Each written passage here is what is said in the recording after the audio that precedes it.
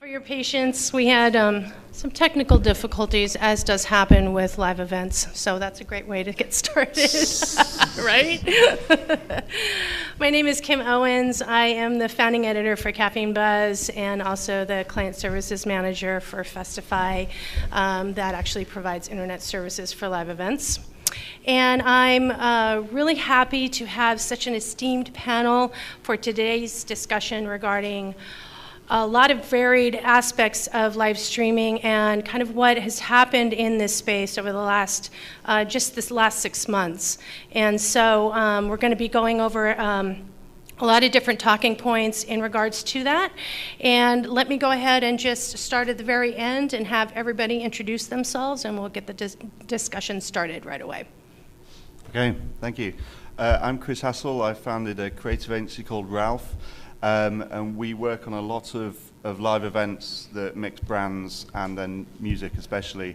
And we create a lot of kind of immersive theatre events, which we're now looking at streaming more and more with John over here and his company, Bulldog. So we're very interested in very creative ways that live stream can involve the audience more in the actual event itself in various ways, which hopefully I'll discuss throughout this panel. But that's me.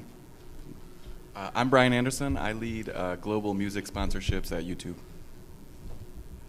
Raymond Roker. I am the VP of AEG Studios. We're part of AEG Global Partnerships, and our work centers on the intersection of brands and content. And I also work on our festivals division, looking after Coachella's webcast, and have been doing that for about 6 years. Hi, I'm John Petruccelli. I'm the founder of Bulldog Digital Media. We are a live streaming agency. We work a lot with the content community, with brands like Coca-Cola, Nestle, Snickers, AT&T, et cetera, and help bring best practices to those experiences and connect them to viewers around the country or around the world on their connected devices. Hi, everyone. My name's Annie Lay. I'm the Chief Revenue Officer of AmpLive. AmpLive is a streaming video platform that connects live audiences with live viewers, or with live content. And I'm happy to be here. And hi, I'm Nadine Shelton. I have over 15 years experience in live streaming, working from startups, spent 9 years at Google, worked with a couple of people on this panel. And I'm now an emerging tech consultant in the VR, AR space, and diving a bit into blockchain as well. Thank you so much. So going into the talking points, so we're going to get started with looking at a real mark in live streaming history that took place just last month at Coachella. We're going to also look at, kind of the state of festivals and how live streaming can actually play a part in, and I'm going to look to Annie to see about, how some of the struggles that live stream or festivals have had in using their platform to kind of propagate and support ticket sales. Also, how AR, VR, and esports platforms are playing a part in live streaming's evolution, along with how kind of the title of this session, and how brands, bands, tech, and streaming are all coming together, the evolution of branded content and purpose-driven movements. And how live streaming plays a part in that, and then getting into the continued advertising appeal and disruption of content distribution, and then we're going to end with opinions from each of the panel members, including myself, on what is one critical aspect of live streaming that you need to have when you go about planning your next adventure.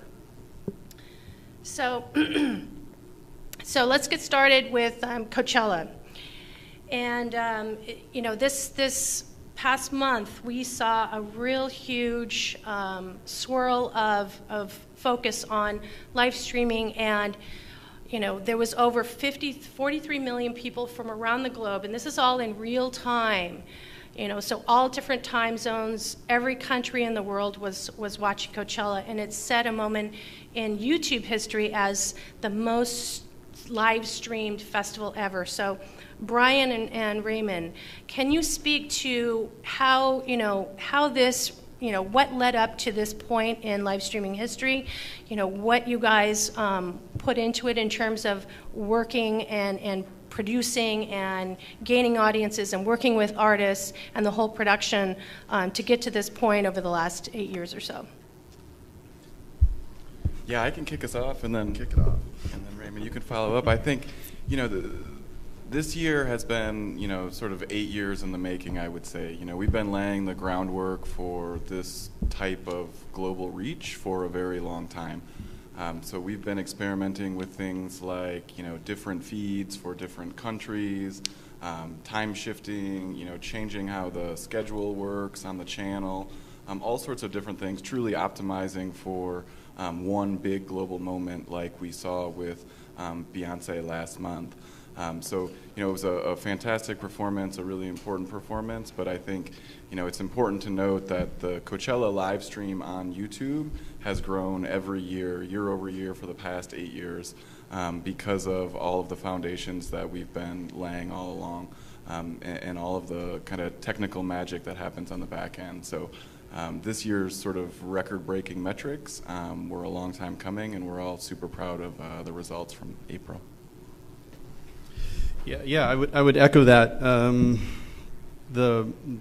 The success that you see on the board is essentially a team effort that, as Brian was saying, is 8 years in the making, and continues to get invigorated and reimagined every year. How many people remember the first big YouTube moment on Coachella? What was that? Bam. So, That was the hologram. The hologram. Amazing. Tupac Yes. hologram, Dre and Snoop. 2012, it was the first year where there were 2 weekends of the festival. And that was the first year I actually watched the webcast. I stayed home that first weekend. And what struck me about that was that it felt like in that one moment, everybody tuned in. And I think it was obviously the right level of spectacle and the right level of technology to present it to people, but all of that proper mix came together. But those are so rare, those moments. And if you read what Leor Cohen wrote in his blog, he's the global head of music, right? Global head of music for YouTube. So Leor, man with the perspective to know, equated the Beyonce performance to the moon landing, watching it as a kid, and kind of where you knew that the whole world was tuned in some way or another. Those are rare unicorn moments. They don't happen every year, but what's interesting is that they happen and can be amplified on the tops of all this other behind-the-scenes technology and orchestration that's going on. So it's exciting to be a part of it, and there's not really any patting on the back. It's really just one of those kind of rare events that lead you to this, and a performer that really has that sort of global reach. It really was amazing. I mean, and obvious kudos to Beyonce and how much production went into that whole performance. It was quite a scene to watch, even remotely. And to go back and rewatch some of those moments. I think it was a moment in musical history as well. She was the first African-American female to be a headliner at Coachella, and she her performance in particular set a record for 43 million views worldwide. So it's just exciting times, I think. I think that's testament to where we are and how much work has been put into, from everyone's perspective, into really amplifying, again, the live experience and letting more people from around the world have those kind of moments of artist connection and performance. So I was going to add one little footnote to that is that this will be the one to beat. They'll be talking about this performance for a long time, but I like to actually focus a little bit more on the smaller bands, the ones that make it into the webcast, that turn people on to them maybe for the first time. And I remember second weekend, I was watching this DJ named Black Coffee, playing in the Mojave stage. I think it was Mojave. And people around me, there was a bigger crowd there for the second weekend, and I overheard at least several people saying that they caught him on the webcast weekend one, and were like, oh, that guy's amazing. And so they were coming weekend two, and they were able to get turned on to. So to me, like, that's what it's all about. Obviously, you know, there's way more of those acts than there are Beyoncés, and that's really the power of, I think, the webcast, or any webcast. I totally agree, and that really parlays well into the next question, because one of the things that happens every festival season is you see a replication of lineups over different festivals, and there's some kind of pushback to that. But one of the things that has been proven is that live streaming, as you just pointed out, has the potential to support ticket sales for festivals, and it's been proven that it's a great marketing tool. There are still issues that are happening in the festival realm, and FYF, the Council of FYF, even a couple months out was an example of that. So Annie, when you're working with clients and they're in they have their live streaming content that they're already pushing out to different channels, your platform essentially enables them to amplify that out to even more through various algorithms and programmatic advertising and so forth. So do you see live streaming being used to support, if somebody sees a live stream of a certain artist or collective of artists at one festival, that they might turn around and go to buy tickets to attend the actual festival that has a similar lineup? And how do you see your platform potentially having an impact on that? Yeah, absolutely. So AMP Live was really started initially for one purpose, which was to be able to guarantee viewers to a live event.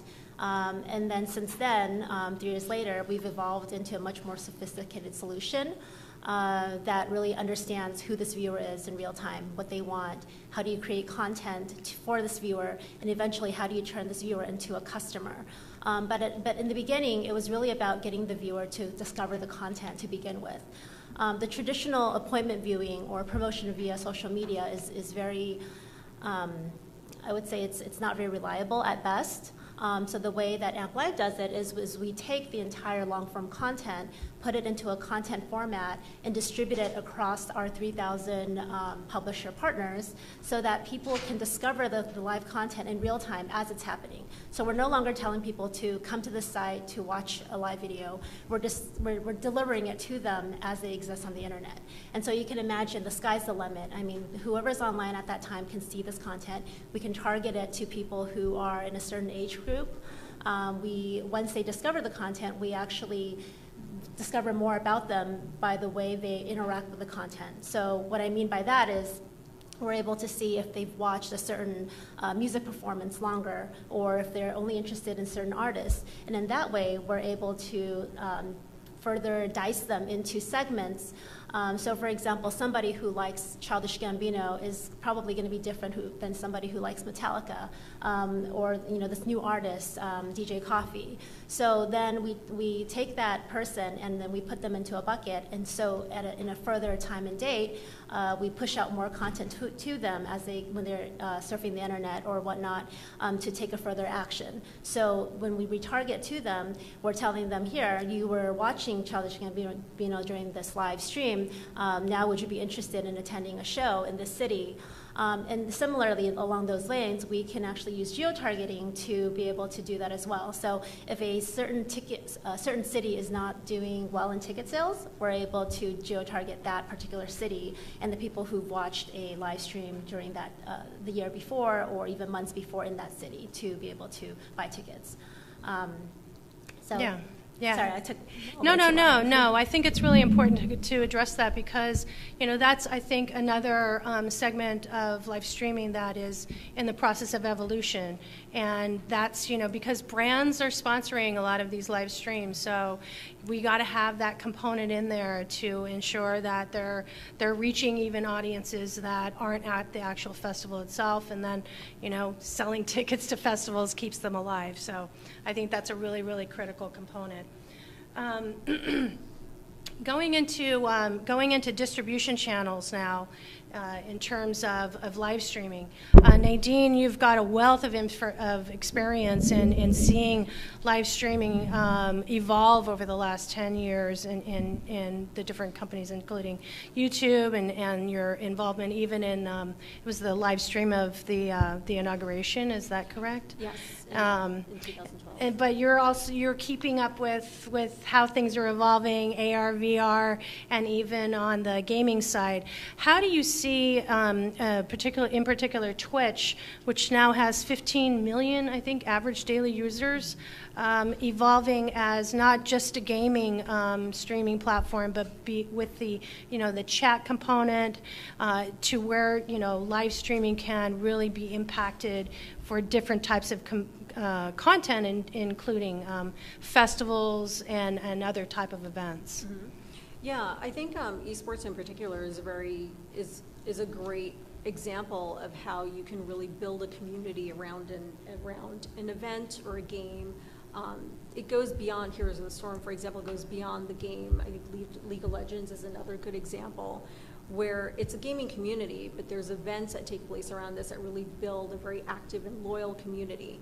So there's consumerism taking place, they're buying a product, they're buying swag, there's other elements that they're incorporating, and they're constantly in the forefront of technology as well, which I find really interesting. So there's this component where you have this in-person stadium experience, similar to a live concert or a festival where people are actually physically gathering in a space and watching gameplay take place. But then there's also the online component where there's an online community where people are playing the game together. Watching other people just play a game together is a part of it too. But they're constantly bringing in new technologies, like there's an AR component to the League of Legends streams recently where they're building elements out and kind of showing you what's taking place, scoreboards and wonderful things that are really enticing to the user and keeping them engaged and keeping the content fresh. Right, and there's music celebrities that have been a part of that whole scheme as well, right? Yes, and they've actually been incorporating music into it for a while now. I think 4 years ago they had Imagine Dragons playing at one of the League of Legends stadium events. And I can't say too much, but definitely tune into E3 this year. There's going to be some really interesting music components tied in this year as well. So I think it's a wonderful convergence of not only technology, community, live experience, online experience, and I think we're only going to see that grow in other areas too as the online community and the interaction in the online community becomes more interesting. And going into the realm of a convergence of AR, VR, music, celebrity, technology, content, I'm gonna play a quick video. PowerPoint was not cooperating with me last night, so I got to pull out of the presentation. But I want to play this video, which was the Lost in Music. Oh, do we have audio? I can beatbox it if you want. Please do. I'd have to charge then if it was. Okay. Okay, so why don't you guys just, Chris and John, why don't you dive into what took place not only here in Los Angeles, but at South by Southwest with the Lost in Music Sony experience? Sure. And how you guys, how that all came together. Yeah, I'll attempt to not keep watching this because I'm at the worst angle ever for seeing what's going on. But essentially, the Sony Lost in Music events and other activity we do are all about creating new music experiences. So the events themselves have a lot of set build and theatrical elements to them, and then tech as well, with Sony being essentially the owner, sponsor brand for these events.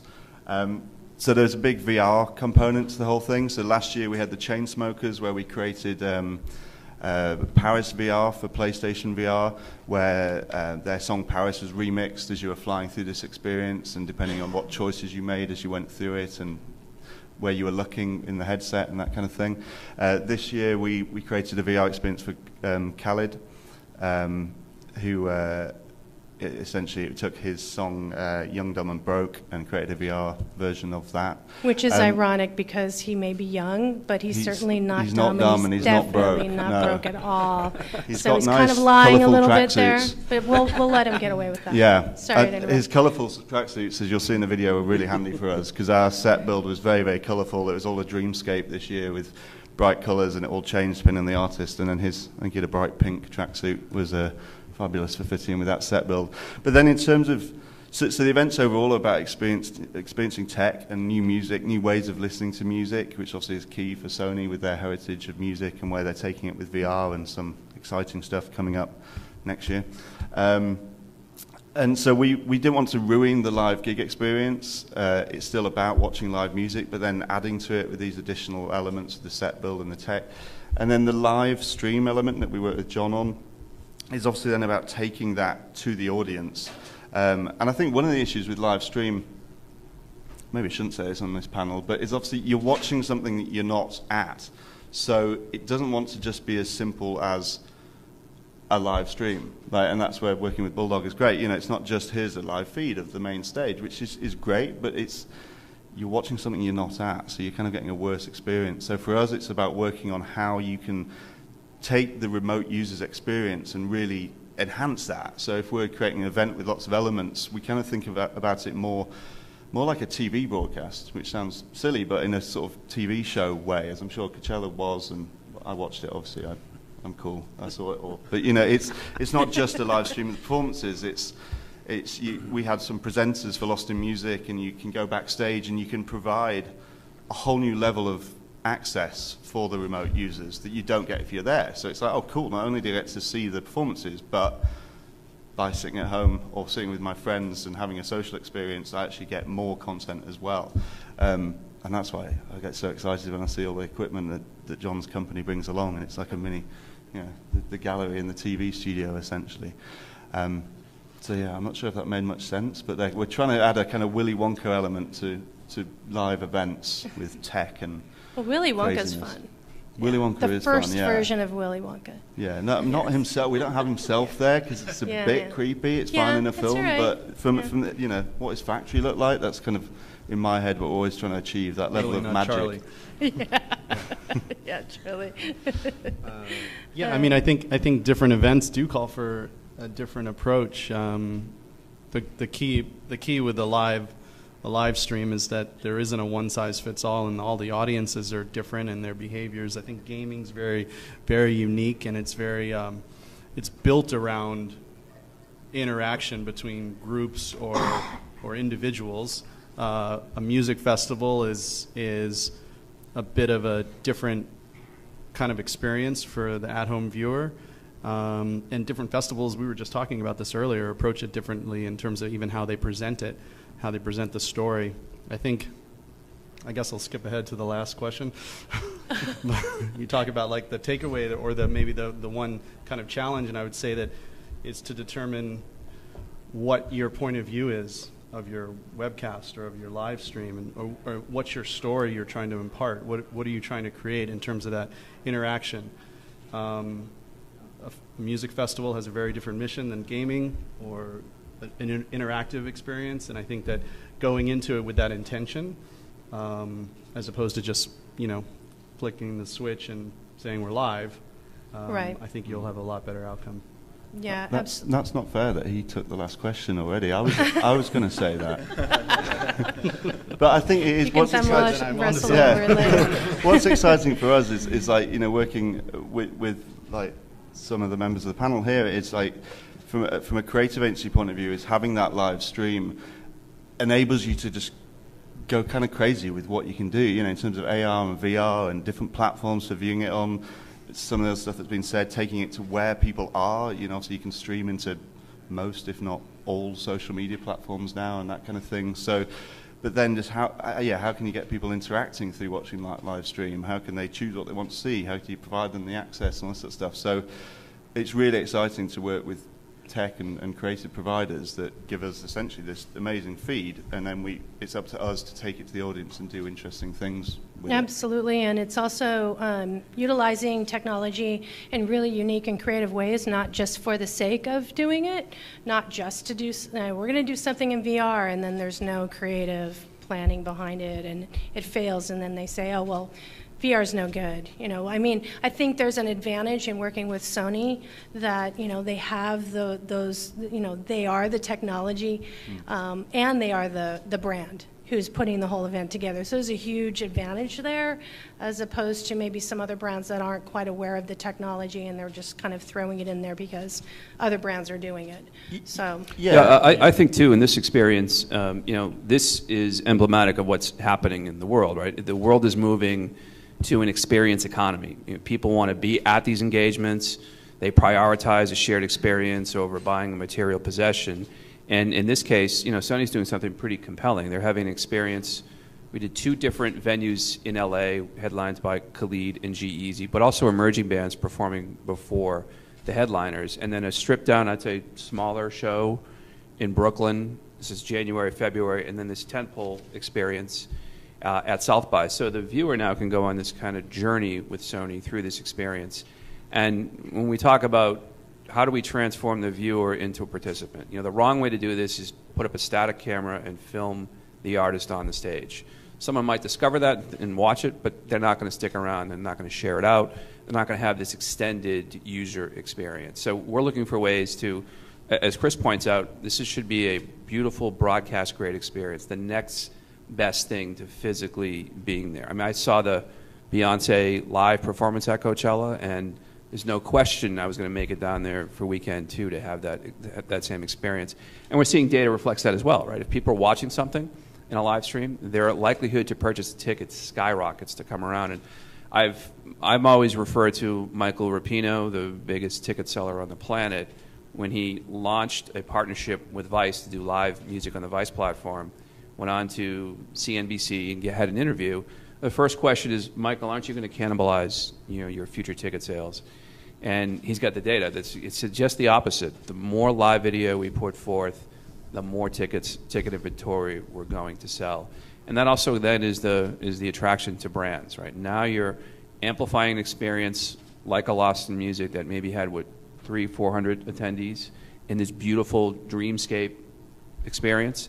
And now here, tens of thousands, hundreds of thousands of people are tuning in and watching these artists perform. So, and that's kind of, as I said, emblematic of where we see the market moving and what's happening today. And you can do it at a level of an intimate small performance, but also at a massive multi-day, multi-stage music festival. Yeah, and I think to your point then, you're not stopping people going in real life. That's what we found creatively with the Lost in Music stuff for Sony was you can't make that better, and I think that comes back to the point about technology for technology's sake. VR can be great if it adds a lot more to it, but if you're just listening to music in an environment that's sort of making you discombobulated and kind of you don't know what's going on, what's the point? You may as well just watch a video stream. So I think it's about enhancing it, and it's about providing that different experience for people that are remote. And then, as you're saying, John, with Sony, you want people to want to come to the live event as well. So you kind of create this ecosystem of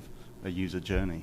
And going there's into a reason you go to events. I mean, you go to the event for not to necessarily just watch the show. You're going for everything else, meet somebody or eat the food or lay in the grass and all these different things. Enjoy with your friends. Yeah, absolutely. And I can't believe that the argument at all about cannibalizing is even remotely still there, because it's a complete disconnect. And the examples are everywhere. I mean, just look at SpaceX. I mean, SpaceX now because they stream it. Yeah. I mean, yes, you knew that there was a company called SpaceX, but now you actually know they do rockets and they land them on barges and all this crazy stuff because they're streaming it. I mean, they're so smart to have made that effort. Yeah, NASA is like rock stars now. Yeah, I was going to say something real quick about Beyonce, which I vowed that I wasn't going to, but now I'm... Who is it, gossip? Beyonce? It's Not a gossip, big no. No. I'm not breaking any news, but, the experience of watching that show, I would imagine, obviously it was entirely different if you're watching at home and you're watching the webcast. I think there were like 16 cameras filming it. There's no way you were going to see all of that standing there in the crowd, Right. you know, with 100,000 people around. You were going to have that communal experience, but watching a 16 camera shoot of that performance is also pretty amazing. It's the same reason people, you know, some people don't want to go to a football stadium. They're way happier seeing all the replays and the camera angles sitting in the comfort of their house. Well, I have a quote here from Robert Lloyd, who's a LA Times writer, and one of the quotes of in his article recapping his experience as a live streaming viewer, as a remote viewer, he said, "The camera knew where to be and when to be there. One never felt something essential was being missed." So, you know, kudos to the production team for that, in putting themselves in the seat of the remote viewer. And so let's keep going and go into the next aspect of the live stream with VR 180 and Google, and how you guys went about planning out incorporating AR into the live streaming VR experience, and how you guys decided to go about, you know, what type of artistic aspects you decided to do. So there's one AR overlays where you're getting, you know, the digital confetti is happening during certain performances, and then you had the artist Cesar Ortega, who is in using Tilt Brush to create different versions of the Coachella landscape that evolved over the live stream experience as the day progressed. So if you guys want to talk a little bit about that, and then we're going to have to start wrapping up a little bit. Sounds really cool Yeah, the we're way getting- you described it. I was like, is that all at Coachella? That sounds awesome. Yes, that all happened. So Brian, you want to dive in there? Tech a little bit? Sure. I mean, yeah, real quick so we don't take up the time. But, I mean, the VR conversation at the festival has been evolving for 5 years now. Yeah. And, you know, this was a banner, exciting year to layer on these other elements. The 180 is an interesting shift, too. You know, all, again, thinking about the viewer and the perspective and the natural habits of watching a show or some sort of experience. The resolution and quality takes leaps every year. It's really exciting. I mean, I'll just say that we love working with Google in that space. I think they're terrific and constantly pushing it. And a lot of this reality is because they push it and they imagine, and then we help them get it over the line. I think from Google's perspective, you know, one of the most important aspects of the Coachella partnership is that we're able to bring all sorts of different Google teams into the mix. And the Daydream VR team is one of those teams who have been supportive of Coachella for years now, and they take advantage of a big high-profile moment to come out and test new products and, you know, test new things that they're looking to do and experiment. You know, there's a team of, a fantastic team of creative technologists and producers at Google who build that experience that you see on the channel and across all of your devices that allow you to choose all kinds of different viewing experiences. So between cameras 1 and 2 and 3, and this year there was camera 4, which was this VR 180 feed. They create an amazing sort of, you know, scheduling gadget that allows you to customize your viewing experience. It's a passive viewing experience, so you can choose your favorite bands, and it sort of selects them automatically. So if you're watching on a connected TV, you don't have to get up and change the channel when, you know, performances switch from band to band. So I just think one of the things that Google really likes to do with Coachella is, again, get lots of different teams involved, experiment with lots of different products, lots of different work streams, and VR 180 was one of the biggest successes from that experimentation this year. Nadine, given your experience both in, you know, live streaming and some of the clients you're working with now in VR and AR, what are you seeing as progression in incorporating these two, like, immersive technologies into the live streaming experience? Yeah, I think it's really interesting to see. Previously, the interaction was limited to live chat for an audience to interact with the live stream and interact with the other people who were Can you watching. speak into the microphone a little bit? Sure. Yeah. My small voice. So I think now it's very interesting to see with new technologies coming in, is similar to what's being described. We're not simply addressing FOMO, right? We're creating a completely different experience, and I think that experience is going to evolve with things like social VR, where you can sort of join together with your friends and experience a live stream, watch it together, turn to your friend, have that interaction, not necessarily just type and wait for them to type back to you and see how they react to what you're saying. It is more of that real-time experience of watching a show or gaming experience or what have it be in that social environment. So I think it's a whole new level of interaction. Just the idea of Tilt Brush, when Tilt Brush came out, it was in 2011. We did a live stream, and someone pitched laser graffiti in a live stream, and I'd be the one to say that's not a thing. We're not doing that. So, but now we're there, right? You can do these crazy things. You can create within the creative, and we're getting to the point where you can do it together with your friends and with other viewers. So we think we're reaching a whole new level of engagement and interaction, but in a rich way. It's not only for the purpose of experimentation, it's for the purpose of building brand loyalty, community, and it's only going to make the experience stronger.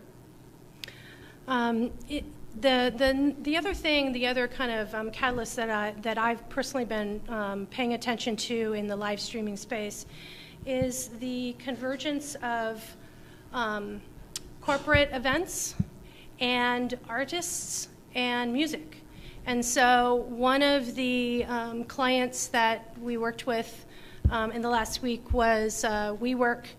They are either known globally. They have about 10 or more events worldwide where they reward a nonprofit, artistic act, and an entrepreneur with a purpose. And so these creator awards take place. This one was in San Francisco at the Palace of Fine Arts, and the event was live streamed, so people, from around the world could watch the presentations from all of these really compelling people doing really compelling things. This was an artist that was from the Bay Area that won money to then go and put an album together, or she got essentially a grant from them. I think it was around $30,000 or $40,000 to go and make music, right? Then there was the nonprofit that was given, I think, around $130,000. La Cocina, which is a nonprofit in San Francisco that supports immigrant women to essentially have successful restaurants in the city, and one of which there's going to be a marketplace opening in the Tenderloin next year that's going to be essentially a marketplace all with women entrepreneurs leading the way. And this is a picture of them receiving their award. And then you think about festivals like the Global Citizens Festival that raises money and awareness for a good cause and is sponsored by T-Mobile and is live streamed around the world. So I wanted to get a perspective from anyone on the panel on where you see where purpose-driven, the purpose-driven profits and conscientious capitalism, that's a growing movement and trend in business, and incorporating the arts and culture and entertainment. I want to see where you see the potential for live streaming playing a larger role in that movement. I did see on YouTube last night a woman just yelling at a chalkboard on live and just talking about politics.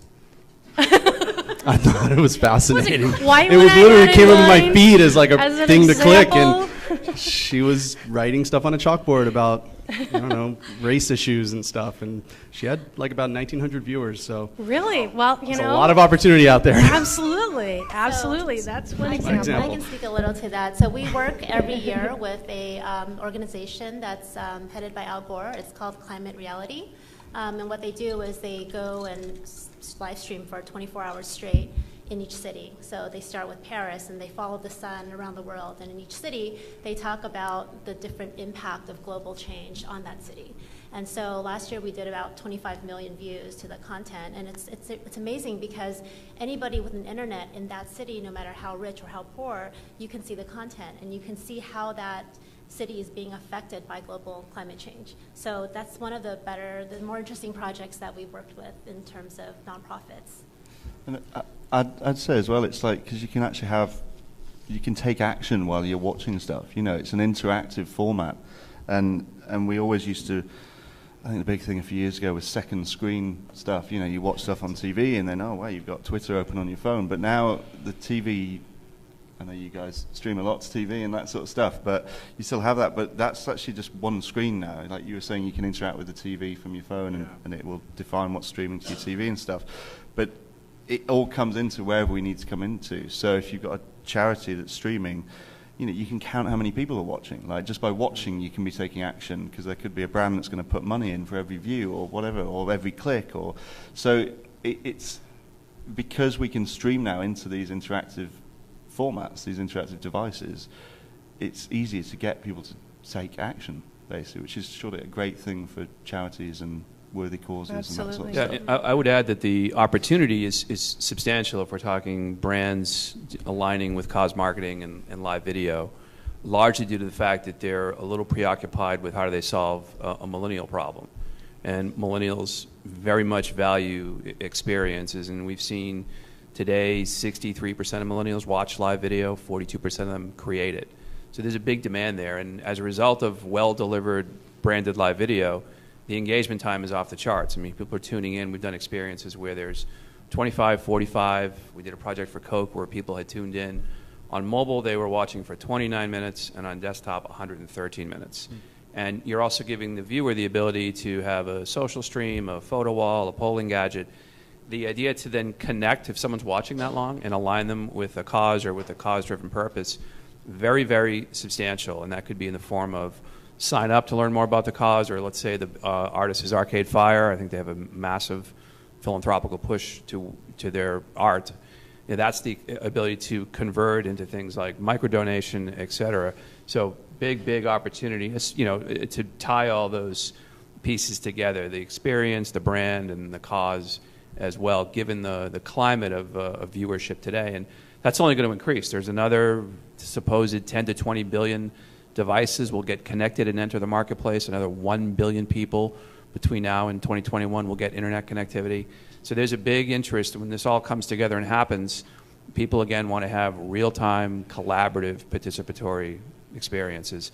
And music is a big driver there. And music is, as Raymond points out, an experience is not just the artist performing. It's art, food, fashion, cause, learning, et cetera.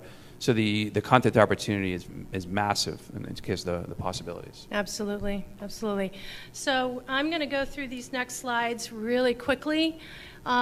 This is the doom and gloom portion of the presentation that I do every Digital Hollywood, because essentially the live streaming productions are an highly involved and sometimes expensive endeavor, but there's definite reward and ROI on the back end.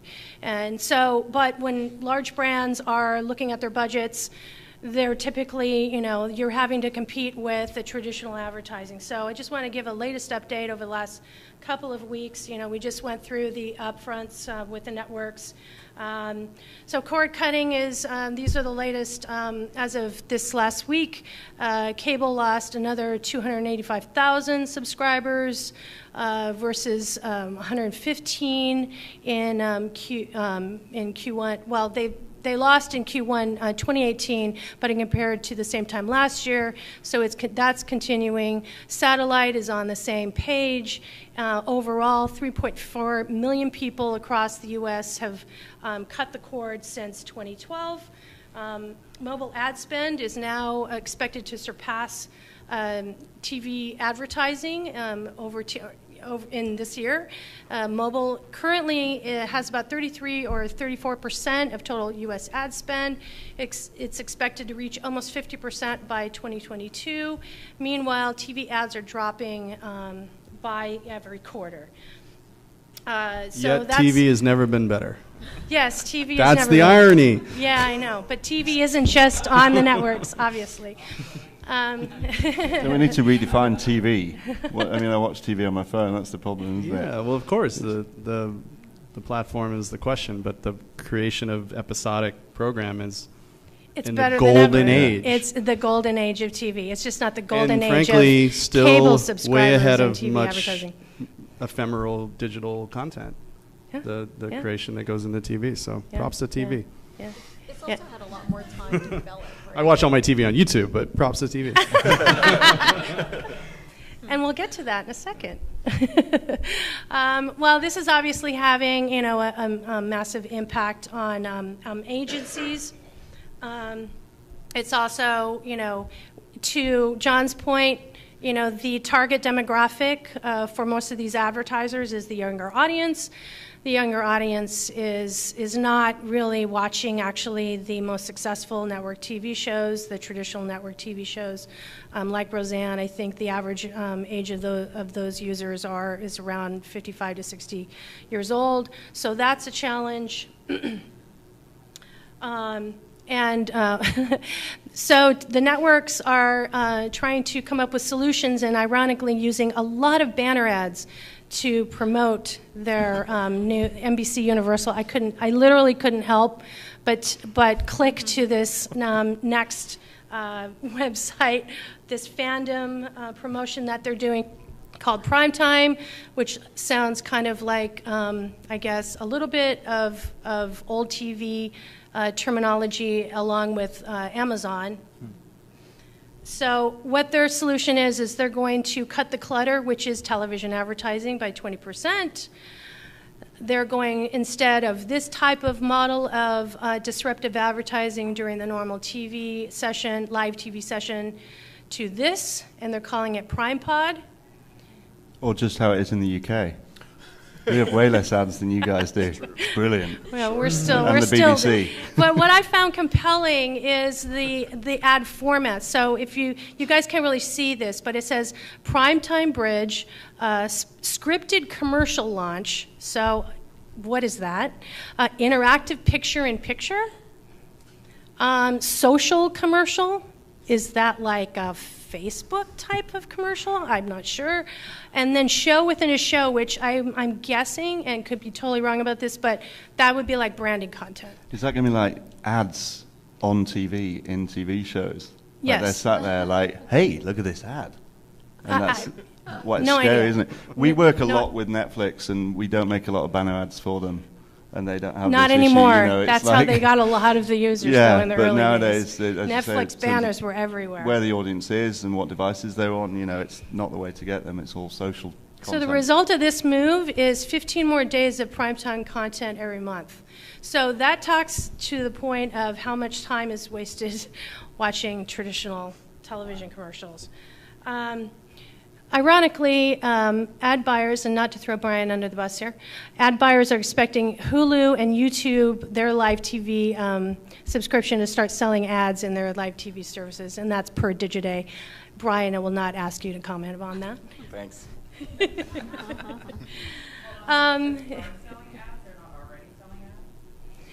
Well, there's apparently, according to Digiday, ads are definitely a part of that.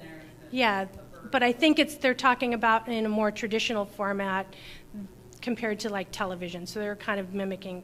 Again, it's kind of hearsay at this point because neither Hulu nor YouTube or Google commented on that. So It's a subscription Comcast. model versus ad model, Right, exactly. whether they'll blend. Something to that effect. Again, hearsay. So Comcast's solution is to force people who need internet, like they're rolling out fast internet speeds, almost doubling some of their subscription offerings. So anywhere from like, I think it's, you can go from 150 megabits per second, or 60 megabits per second to 150 megabits per second. Or 150 to 200, but you have to be a TV subscriber in order to get those faster speeds. So that's what Comcast is trying to do to hold on to their revenue. So I think that's just something to keep in mind when we're looking at all of the different ways that that content creators are vying for people's eyeballs, for consumers' eyeballs, and the different variances of disruptive advertising and how content, traditional in this golden age of television, is changing, and it's changing every single quarter. So I need to wrap up so we can leave just a couple minutes for Q&A.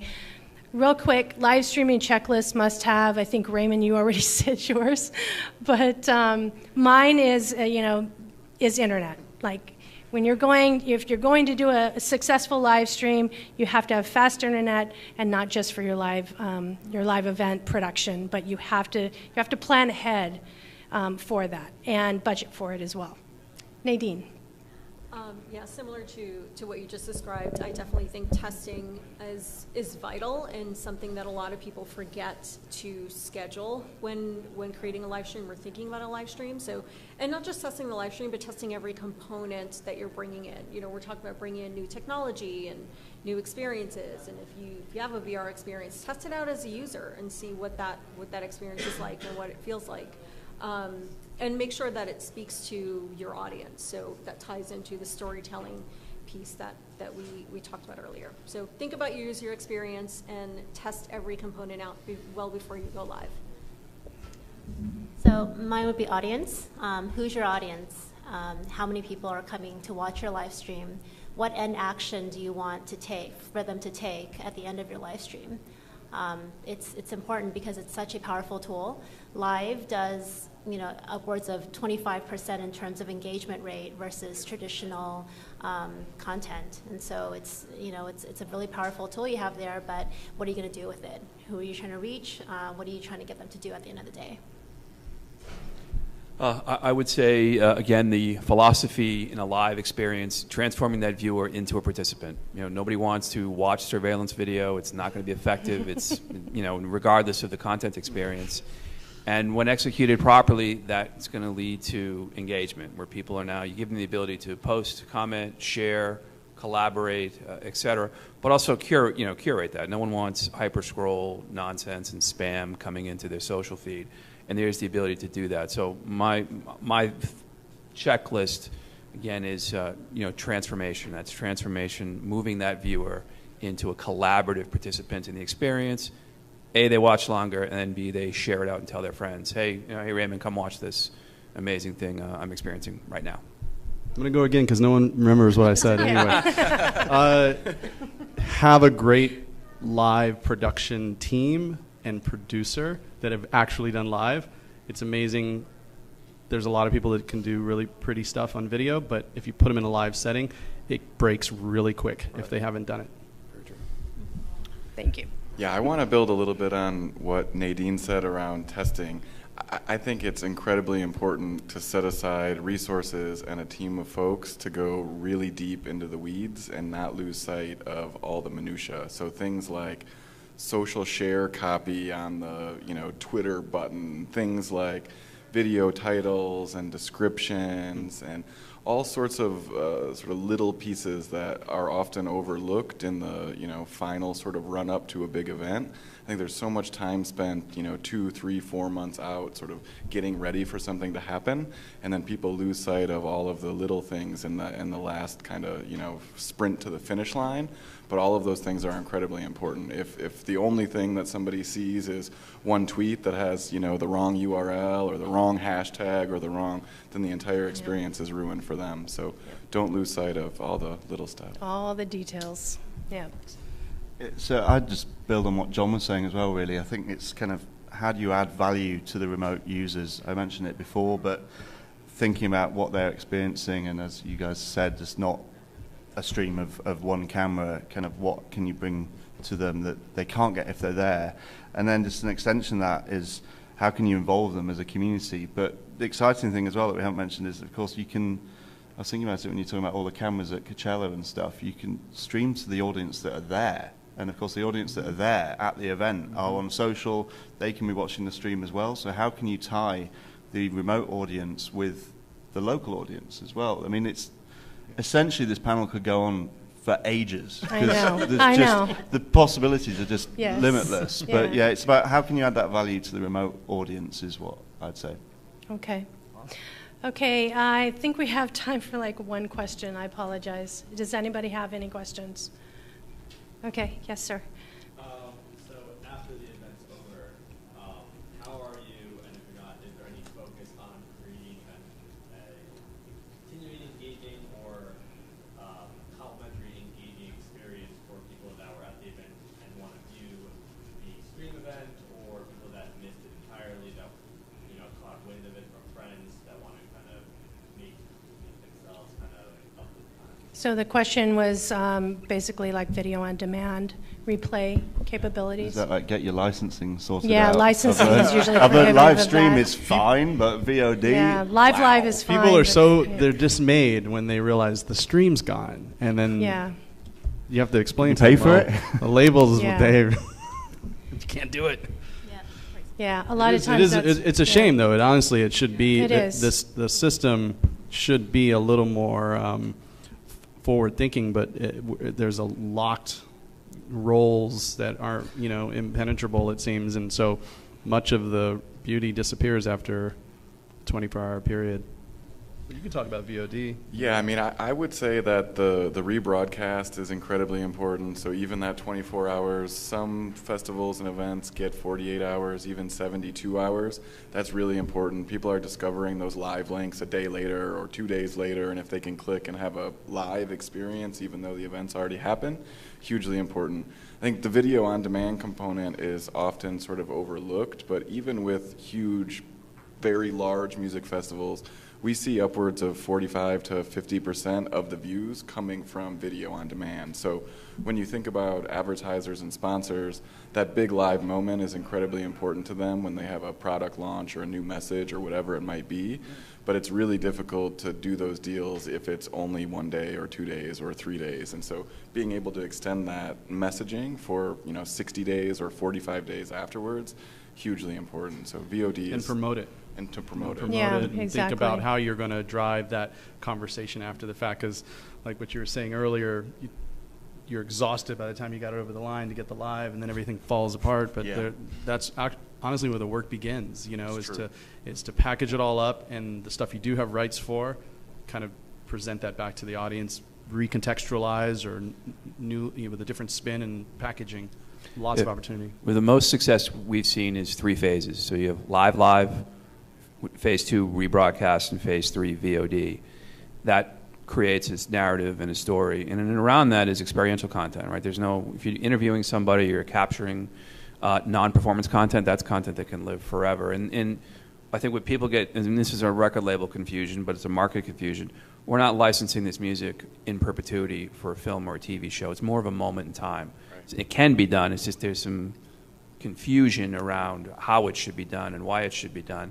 But when you can create that kind of an experience, and that's not more than 60 days per se, and even 30 to 45 is fine, that's the most effective and most successful use of the strategy overall. And Sure. it is tricky, isn't it? Because the labels, it needs to move on a bit. It needs to be kind of easier, these sort of licensing segments and stuff, because through experience, you get the artist signed up and you go, we can film you and we can stream you, and you go, yeah, and then 2 weeks later it's like, and we can just put that on the website, yeah? It's like, no, more money, please. Well, one thing we do is we actually now are telling the record label, we're going to give you this asset. We spent a lot of money creating this. It was HD, and we're using Sony broadcast capture equipment. This is what they use on television shows. This is not me holding my phone up and filming, Khalid performing. So then, like, oh, wow. You did do that as well, though. I did. Yeah, that also resonates with what we do, because it's really after the event that your work begins. All of a sudden you have this pool of engaged viewers that you want to talk to again. Yeah. So we'll use snippets of the original content and say, hey, did you miss this? And we serve that content back out to them to get them to re-engage with us, whether it's to get them to buy another ticket, going back to the first question, or to get them to, whatever it is that we want them to do, we use this to be able to get them to come back to us. Okay, well, thank you so much to all the panelists and for all you watching out there on the webcast and everybody who showed up today. Thank you very much.